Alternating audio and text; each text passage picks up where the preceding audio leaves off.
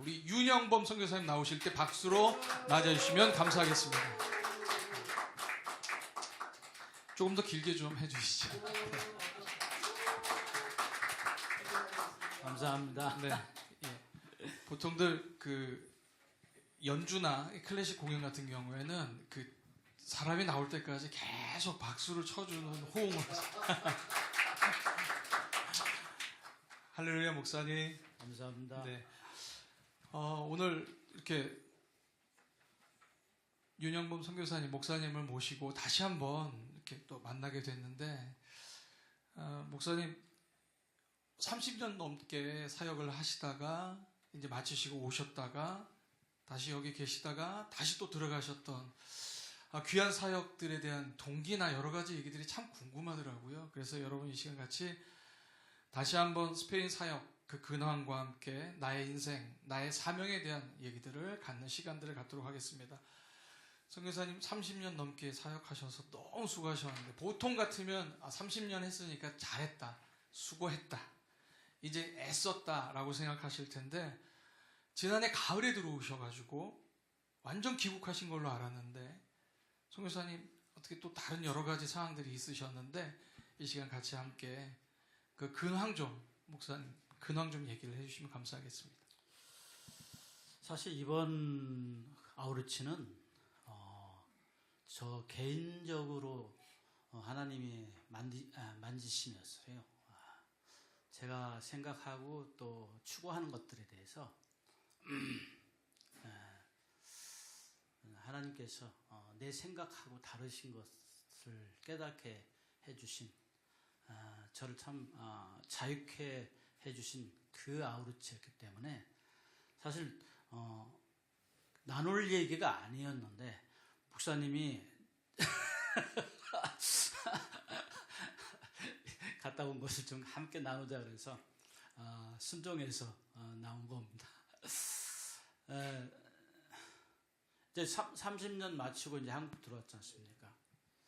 그래서 한국에 들어오면은 제가 할 수 있는 일들이 있을 거라고 생각을 하고 들어왔는데 막상 돌아보니까 한국의 환경이 그렇지 않더라고요. 이제 저희 나이가 있으니까 한국은 계속적으로 발전돼 나가고 그리고 새로운 사람을 원하는 그런 환경과 그런 시대에 그리고 훌륭한 사람 아니면 정말 명성이 이렇게 있지 아니하면은 이렇게 이어나갈 수 없는 그런 환경으로 완전히 바뀌어 있었더라고요. 저는 몰랐는데 예를 들어서 김성령 목사님 같은 분 그래서 많이 고민을 하게 됐죠. 근데 참 감사한 거는 저희 집이 통진입니다. 통진읍. 거기서 강화 가는데 한 30분이면 갈 수 있었어요. 또 차가 없었는데 또 하나님 은혜로 저희 어머니께서 차를 사줘가지고 차가 있으면서 매일 강화 갈멜산 기도원에 매일 가서 예배를 드렸어요. 두 가지 이유를 가지고 예배를 드렸는데 첫째는 스페인에 있을 때 스페인식 예배하고 한국식 예배는 많은 차이가 있습니다. 스페인식 예배는 굉장히 좀 조용하죠. 조용하고 한국식 예배는 굉장히 성령 충만함을 오늘 또 목사님 말씀하신 것처럼 성령 충만함을 추구하는 그런 예배이기 때문에 예배가 굉장히 활발하잖아요. 그래서 예배에 대한 그 갈급함이 많았어요. 그래서 매일매일 가서 예배 드리는데 그렇게 좋더라고요. 그렇게 찬송 부르는 것도 좋고 말씀 듣는 것도 좋고 무엇보다도 이제 예배 마치면 기도원이니까 통성 기도할 때 너무나 제가 제 마음속에 있는 것들 마음껏 하나님께 토해낼 수 있는 그런 공간과 그런 시간들이 저에게 너무나 좋았어요. 그럼과 동시에 계속 하나님께 이제 구하기 시작했어요. 하나님, 저에게를 좀 인도해 주십시오라고 계속 그 예배를 통해서 기도하고 그렇게 지냈습니다. 그 선교사님 얘기 듣다 보니까 스페인에서의 예배와 한국 교회에서의 예배, 특별히 목사님이 이렇게 생각하면서 선교사님 지향하면서 생각했었던 예배와 제일 달랐던 게 어떤 것이었습니까? 이번에 가서 그걸 제가 깨달았어요. 마드리드에 있는 그 파비오 목사님이 세운 교회에 함께 이제 예배를 드리는데 그 교회가 저 사진에도 제가 보내드렸는데 한 30명 정도 모이는 교회입니다. 한 7년 되었고 근데 이제 그 교회의 교회는 스페인 교회들이 거의 그렇지만 그 교회는 유난히 브라질 선교사가 세운 교회이기 때문에 외국인들이 너무 많았어요. 그래가지고 브라질 그다음에 과테말라, 그다음에 콜롬비아, 그다음에 루마니아, 우즈베키스탄, 아무튼 이렇게 대충 세어보니까 인원은 30명인데 약 한 17개국이 모였어요. 이게 유럽의 개신교들은 참 열악한 사람들이 와요. 정말 가난한 사람, 정말 불쌍한 사람들. 그렇기 때문에 그 사람들의 어떤 삶을 보면은 너무나 비참한 사람들, 그런 사람들이 개신교에 오거든요. 그래서 그렇기 때문에 좀 배움도 적고 또 뭐 당연히 생활은 어려웠고 A도 없고 30명 모이는 교회인데 12시에 예배를 시작하는데 한 12시에 예배 시작할 때 와 있는 분이 한 7명 내 8명 정도가 와 있어요. 그런데 예배는 12시 시작하니까 예배를 시작하는데 그래가지고 보통 1시 반이나 2시에 끝나는데 2시간 정도 예배를 드리는데 끊임없이 오는 거예요. 끊임없이. 문을 열고 조그만하니까 문을 열면 그냥 찬바람 휙 들어오거든요. 한 사람 들어오고 또 한 사람 들어오고 몇 시까지? 예배 거의 끝날 때까지 계속 들어오니까 저는 이제 너무 마음이 좀 답답하고 저희가 뭐로 오나 이 시간에. 그러니까 1시간 넘어서 이제 2시가 다 됐는데도 예배 들어오는 거예요. 그래서 제가 이렇게 계속 걔네들 보면서 마음속으로 이렇게 비난하고 판단하는데 주님이 저에게 탁 여쭤보는 거예요. 네가 왜 저들을 네가 비난하고 판단하느냐? 저들은 나를 사랑해서 나를 보기 위해서 오는 거지 너를 위해서 오는 건 아니라는 거예요. 그들의 형편이 그럴 수밖에 없기 때문에 그렇게 오는데 제가 그 음성을 딱 들으면서 너무나 하나님 죄송합니다. 미안합니다. 내가 그 사람들을 왜 어떻게 판단할 수 있겠어요? 그 사람들의 마음을 하나님은 보시는 거예요. 그들은 그 시간밖에 올 수 없는 상황이니까 그때 오는 거예요. 오는데 하나님께 예배하러 오는 거고 주님을 만나기 위해서 오는 거고 하나님 말씀을 듣기 위해서 오는 거예요. 그 마음을 보시는 하나님이 저한테 그렇게 질문할 때 주야 아버지 제가 잘못했습니다. 그때부터 제 마음이 그 이후에 오는 사람들이 그렇게 사랑스럽게 배고 그리고 급해서 상관없다 말이야.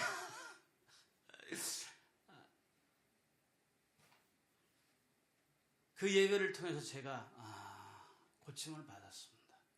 제 판단. 우리가 갖고 있는, 우리는 이미 한국교회는 그동안 너무나 많이 성장됐기 때문에 조직적으로 다 구성이 다 돼서 뭐 참 잘하잖아요. 성가대가 있고 차례대로 사회적 하는 대로.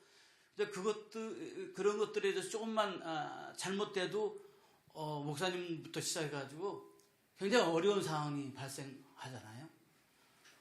그런 것에 습관된 나기 때문에 우리가 만든 그 기준에 맞지 않는 것이 잘못됐다고 생각하는 나는 이미 그렇게 길들여져 있더라고요. 그래서 하나님은 우리의 마음을 보시는구나. 어떤 모양이든 주님을 예배하고자 오는 그 하나님, 그 마음을 보시는 하나님. 제가 그들과 환경과 다른데도 제가 고침을 받았습니다. 참, 사역을 하는 데 있어서 제일 우리가 선교사님들, 그리고 또 목회자로서 살아가면서 늘 우리는 어떤 그 틀이라고 하는 게 생기게 되죠. 우리가 있었던 교회 안에서도 마찬가지고. 그러면 어느 다른 공간이나 다른 지역에서 예배를 드리다 보면 그 선입견과 편견이 참 하나님의 뜻을 제한할 때가 참 많이 있다는 사실을 깨닫게 됩니다. 근데 선교사님이 그걸 몸으로 직접 느끼시고 그걸 또 내가 여기서 더 깨어져야 하고 내가 그들을 품어야 하는구나 라는 마음으로 30년간 사역하셨다는 생각을 들으니까 너무 귀하다는 생각이 듭니다. 근데 선교사님 보면 여러분 너무 건강해 보이시잖아요. 너무 건강하신데 조금 몸이 안 좋으시다는 얘기를 제가 들었었습니다. 근데 곁에서 볼 땐 전혀 저보다도 더 정정하신 것 같은데 몸이 안 좋으신데 선교사님 지금 건강은 어떠신지 한번 건강에 대해서 좀 얘기를 좀 해주시면. 건강은 안 좋죠. 제일 크게 지금 갖고 있는 전립선 암. 5년 전에 전립선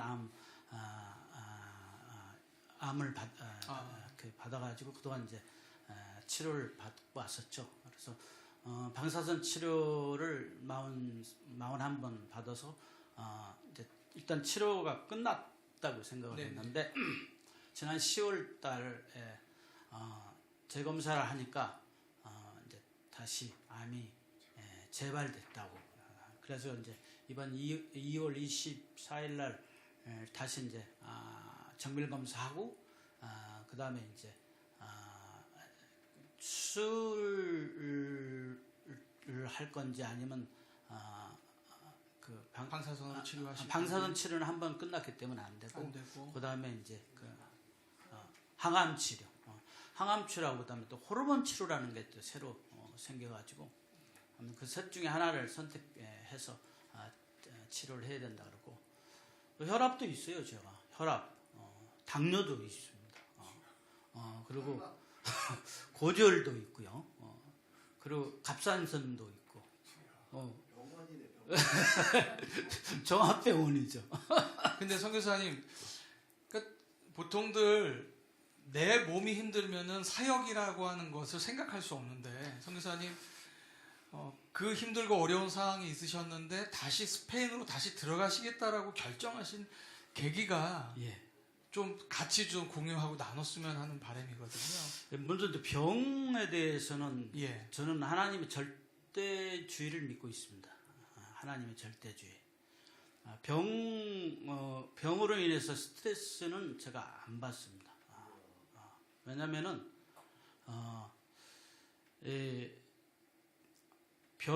병을 알게 해주신 분도 하나님이시잖아요.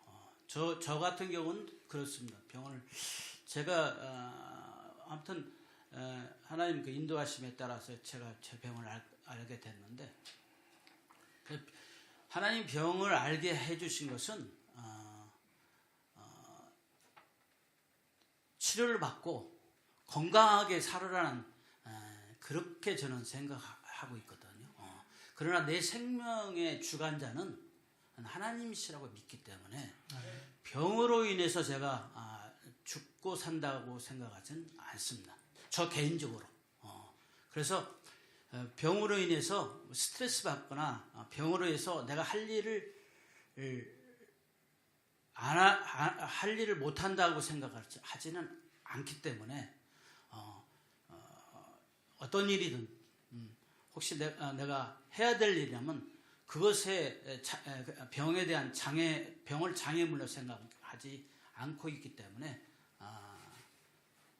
어떤 일이 주어지면 그 일을 할 수 있습니다.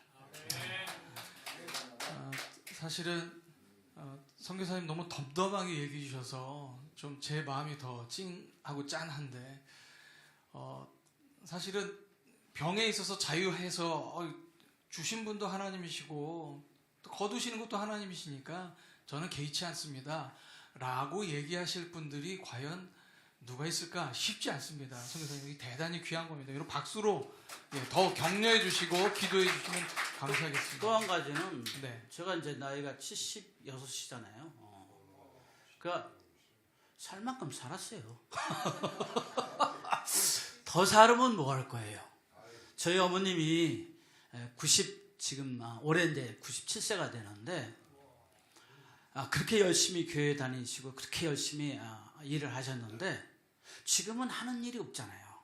그냥 아침에 일어나서 뭐 식사하시고 그리고 그 노인정에 놀러 가셨다가 자식을 위하든 타인을 위하든 하는 일이 없어요. 가만히 보면은 시간만 때우는 것 같아요. 그래서 저는 개인적으로 이 오래 살다고 좋은 건 아니구나. 그래서 강건하면 70이 80이 그러니까 80까지는 이렇게 건강을 가질 수 있는 그러니까 그 강건하면 70이 80이라는 의미는 일할 수 있는 나이가 거기까지인 것 같아요. 그 이후부터는 사실은 이제 지탱하는 거지 일하는 나이가 아닐까. 그래 나중에 나이가 많아가지고 소일거리 없어서 그렇게 지나면 그 얼마나 저희 어머님 그래요. 아유, 하나님 빨리 좀 데려가 주세요. 하나님 빨리 좀 맨날 그랬거든요. 그 시간은 아무 의미가 없는 것 같아요. 그래서 저도 저 개인적으로 이만큼 살았고 그리고 아직까지 활동할 수 있으면 그걸로 족하고 그 이후의 시간에 대해서는 저는 하나님께 구하고 싶은 마음은 없어요. 아멘. 선교사님 그 스페인 다시 다녀오셨지 않습니까? 예. 사모님이 굉장히 이렇게 만류하고 그러지는 않으셨는지. 예, 제가 한국에서 들어올 때 제 아내하고 약속한 게 있어요. 원래 제 아내는 한국을 안 들어오려고 그랬어요. 왜냐하면 우리가 살 곳도 없고 수입도 없으니까 어떻게 살겠냐는 거죠. 아내는 안 들어온다고 그랬어요. 그래서 내가 이제 아내에게 설득했죠. 일단 한국 나가보자. 저희들이 스프링 올 때도 우리 아내가 어디 가서 살 거냐라고 물어볼 때 하나님 알아서 준비하셨겠지 해서 들어온 거거든요. 하나님 준비하셔서 30년을 살았습니다. 우리 아내도 그걸 알죠. 근데 내 아내는 그런 생각을 했나 봐요. 선교사로 나가니까 하나님 준비하셨죠. 근데 이제는 선교사가 아닌데 하나님 준비하셨을까라는 의문점을 가진 것 같아요. 그래서 제가 그랬어요.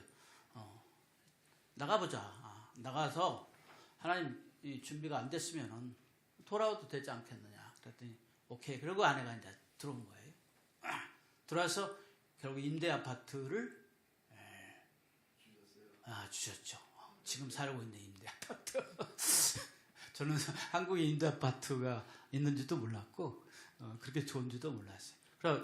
그래가지고 임대 아파트를 이제 들어오게 되니까 우리 아내가 살 곳이 됐잖아요. 근데 우리 아내가 그 임대 아파트가 되어지는 모양을 보면서 하나님이 하시는구나.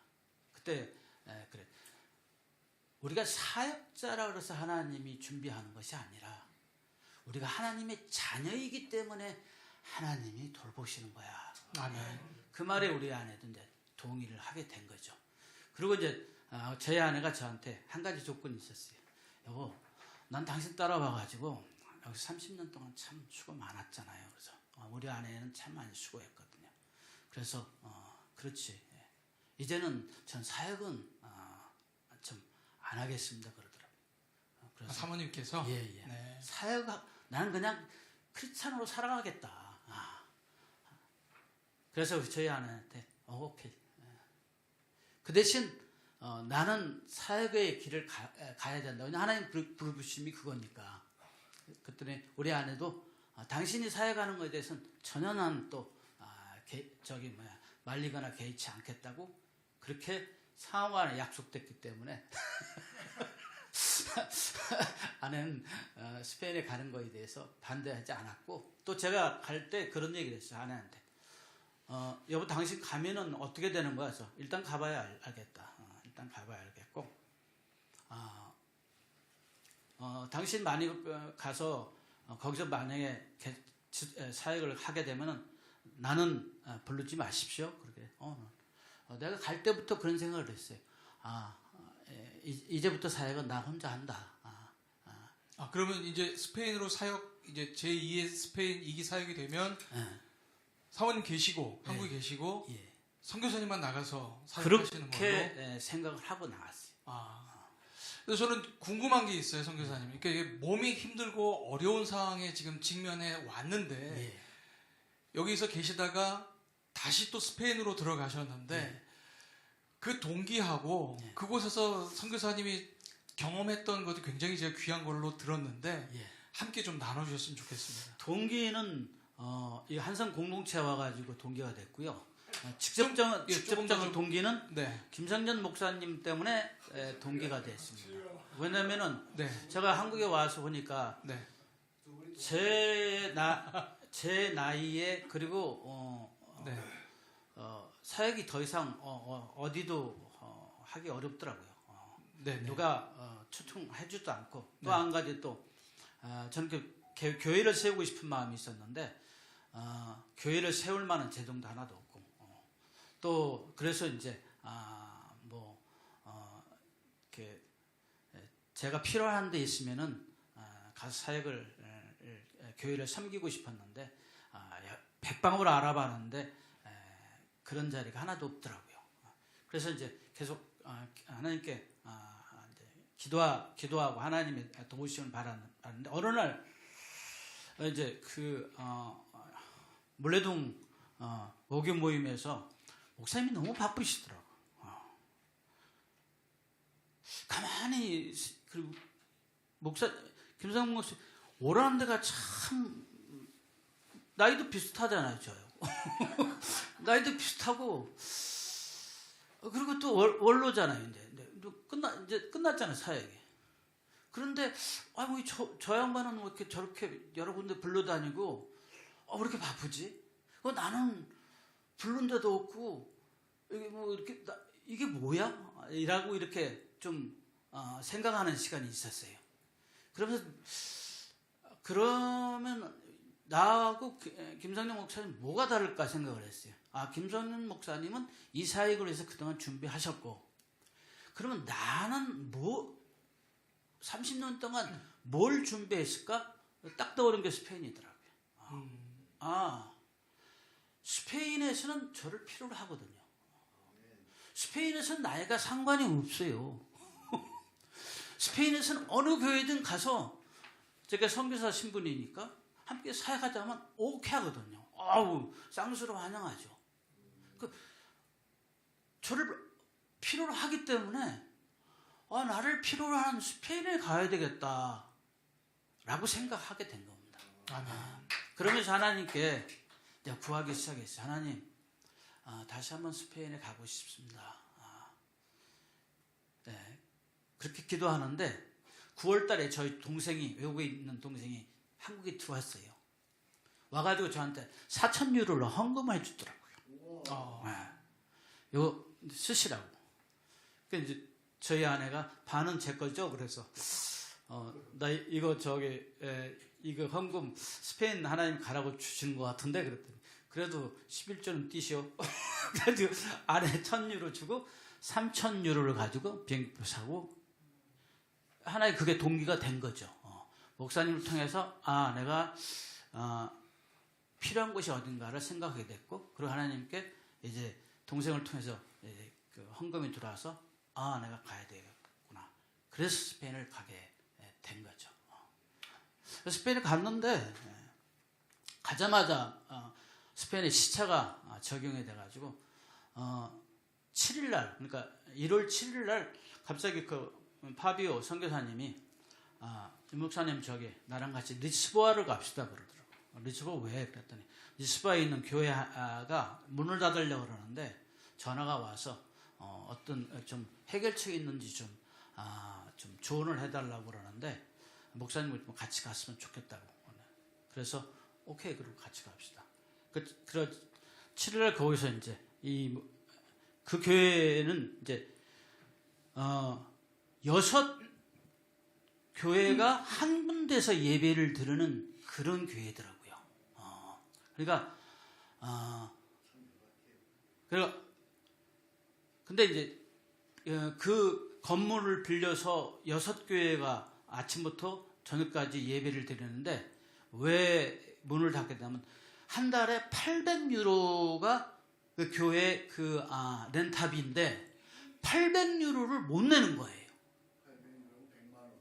800유로니까 130 정도 되겠네요. 그 8교회가 6교회가 6교회가 6교회가 그 800유로를 못 내는 거예요. 그래서 문을 닫게 되는 거예요. 이게 유럽의 개신교의 실상입니다. 이게. 그러면 이제 그 소식을 듣고 하비 목사가 가자는 거예요. 그래가지고 그날 일요일 날 몇 명 안 되는데 사람 데리고 예배를 드리기 시작했습니다. 예배 드리고 그 다음에 이제 목사님 두 부부가 왔는데 우리 파비 목사님이 저보고 기도를 좀 요청하더라고요. 그래서 이제 붙들고 한 사람씩 기도를 해주기 시작했죠. 그런데 한 목사님이 기도하는 가운데 감동을 받으시는 것 같더라고요. 감동을 받으시는 것 같더니 그리고 기도 끝나고 나서 이 목사님이 저는 계속 교회를 해나가겠습니다. 이렇게 얘기하시는 거예요. 그래서 그 교회가 다시 문을 닫지 않고 교회가 열려졌죠. 얼마 전에 저한테 소식이 왔는데 교회가 이제 점점 다시 이렇게 이어가기 시작한다는 거예요. 파비에 목사가 이 양반이 이제 미션을 섬기고 있는데 좀 있으면 제가 띄워달라고 하는데 띄워줄 거예요. 이 미션에서 이제 도와줘야 되는데 사실 제대는 굉장히 어려운 미션인데 어떻게 네가 그걸 선택했냐고 그랬더니 믿음으로 선택했다더라고요. 믿음으로. 하나님이 교회 닫는 걸 원하시지 않는다는 믿음이 있고 그거를 우리가 가서 격려해주고 위로해주고 기도함으로 말미암아 그 교회가 여전히 살아갈 수 있도록 하자. 그렇게 해서 그 교회를 다시 살리게 됐습니다. 선교사님 지금 이제 다시 제2기의 스페인 사역 진행을 하시려고 하는데 네. 정말 나는 스페인에서 진짜 오늘 말씀처럼 절창의 사명을 통해서 내가 복음을 위하여 노래하고 또 교회를 노래하고 성령을 통하여 노래하며 하나님의 뜻을 이루어야겠다라고 하는 어떤 강한 동기가 난 이런 사역들을 감당하고 싶다라고 하는 동기가 사실은 저는 윤성 교사님 눈을 보면 늘 타오르는 게 보이거든요. 좀 얘기 좀 해주시죠. 네. 제가 이제 아까도 얘기했던 교회를 통해서 저의 제가 갖고 있는 성도관들에 대해서 좀 치료받았고 그 다음에 이제 그 파비 목사님의 그 믿음의 그 믿음으로 선택하는 것을 보면서 하나님의 일들에 대해서는 정말 믿음으로 나가야겠구나라는 것을 배우게 됐고, 이제 세 번째는 제가 스페인에 있으면서 한 가지 과제를 이루지 못한 게 있었어요. 30년 전에 이제 35년 전에, 그러니까 제가 스페인 가기 5년 전에 제가 이제 YMS DTS 마치고 그 아우리츠를 스페인으로 갔는데, 아우리츠 스페인에 가서 하나님이 저를 이렇게 그때 콜을 해주셨어요. 그래가지고 그때 한인교회인데 한인교회를 좀 하나님께 무너진 교회를 한 달 동안 있으면서 그 교회를 다시 회복시켜줬어요. 그 교회가 한인교회 괜히 살아났는데, 그래서 그 한인교회에서 저를 초청을 했습니다. 그게 이제 스페인에 이제 선교로 가게 된 동기가 됐는데, 근데 그 교회가 산에 있었어요. 교회 산에가 있었는데 그 산에 그 기도원을 세우라는 그런 하나님의 음성을 제가 들었거든요. 근데 그걸 못 하고 왔어요. 그래서 그게 좀 이렇게 마음속에 남아 있는데, 이번에 이제 다시 그걸 갔죠. 그게 이제 스페인의 북쪽에 있는 산탄데라는 곳인데, 그래 그 산에 가가지고 그래서 하나님께 이제 선교지에 가면 옛날에도 그랬는데, 선교지에 가면은 이게 시차가 바뀌어가지고 새벽 2시 정도면 꼭 깨요. 깨가지고 눈이 이게 뭐 이렇게 그 자다가 잠깐 깨는 것이 아니라 완전히 눈이 깨니까 잠이 완전히 달아나는 거예요. 맨정신이 되는 거예요. 그러니까 2시에 뭐 할 것도 없고 나갈 것도, 그때 이제 하는 것이 기도인데, 그날도 하나님께 이제 엎드려 기도를 하기 시작했어요. 하나님, 저를 여기 보내신 뜻이 어디 있습니까? 그리고 저 기도는 어떻게 하실 겁니까? 제가 어떻게 해야 될까요? 그리고 하나님께 기도하는데 갑자기 하나님이 저한테 물어보더라고요. 야, 너 그거 나를 위해서 하는 거냐? 내가 원하는 거냐? 네가 원하는 거냐? 제가 깜짝 놀랐어요. 그래서 내가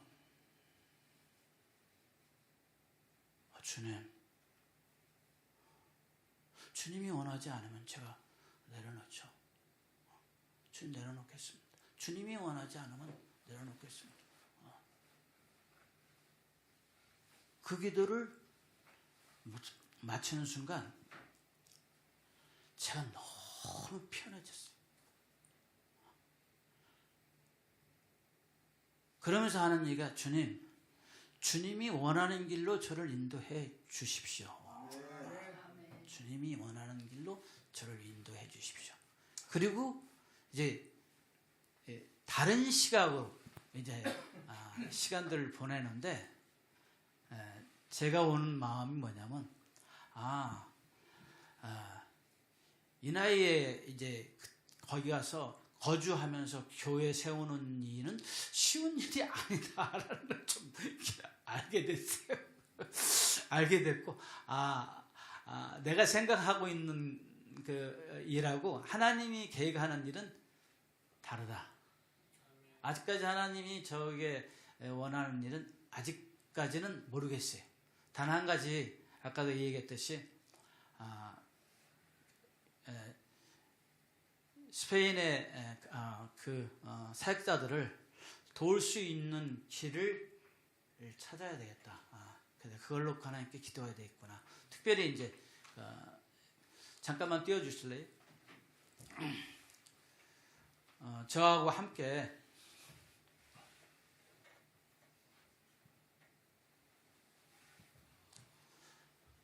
이 미션이 이제 한 5년 전에 이 미션이 세워졌습니다. 브라질 아까 화비에 목사님이 세웠는데, 이게 미션 프로젝트 이드라는 건데, 그러니까 제자 삼아 교회를 세우는 이 저기 미션입니다. 조금 더 쭉 한번 쭉쭉 올려보세요. 쭉.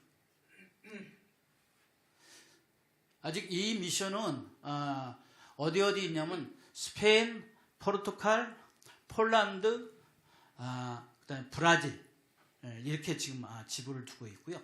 이 미션을 참 제가 좋아하는 건 이 미션에 갖고 있는 그 목표가 참 좋아요. 스페인의 지금 그 개신교는 1%입니다.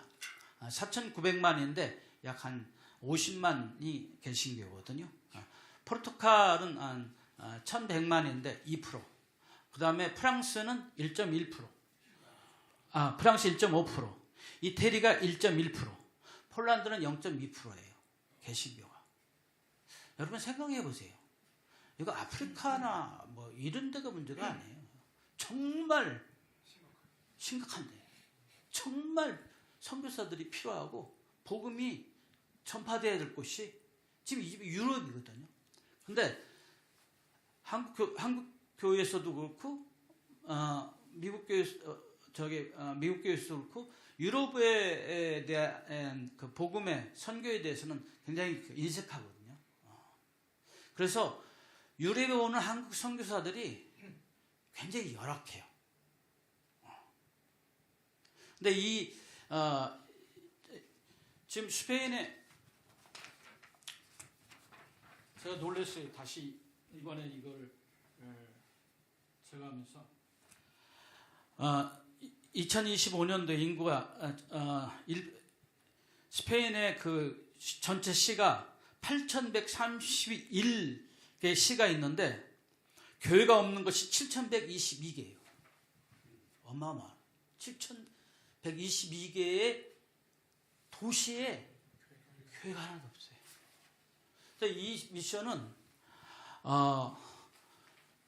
교회가 없는 곳에 보내가지고 한 명만, 거기 원주민 한 명을 전도하는 거예요. 한 명을. 그 한 명을 전도해서 그냥 뭐 이렇게 그분이 확실하게 예수를 믿고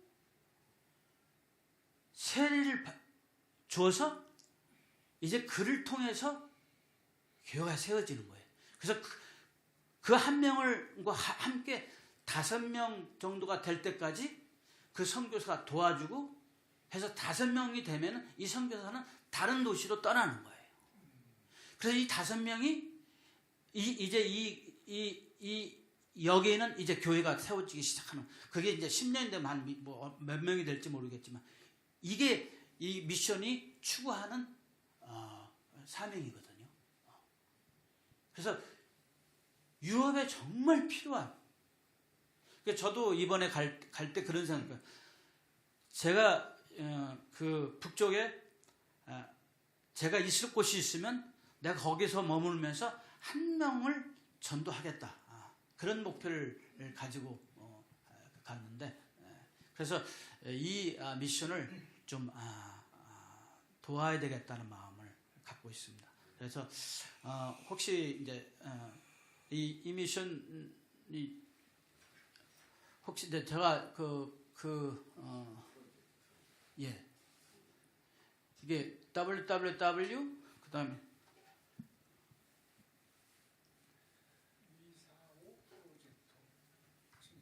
요 주소 좀 한번 전사님. 네, 주소창 그거를 한번. 네.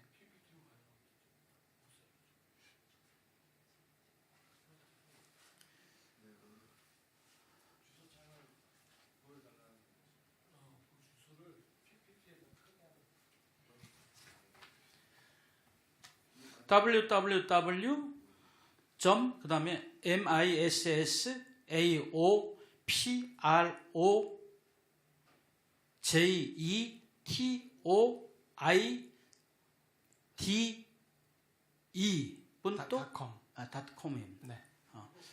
네. 예. 그래서 이제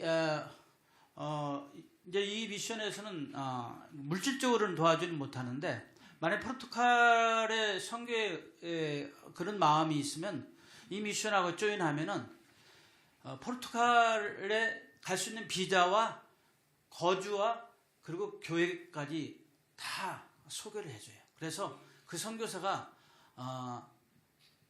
거기서 머물 수 있는 모든 것들을 다 도와줍니다.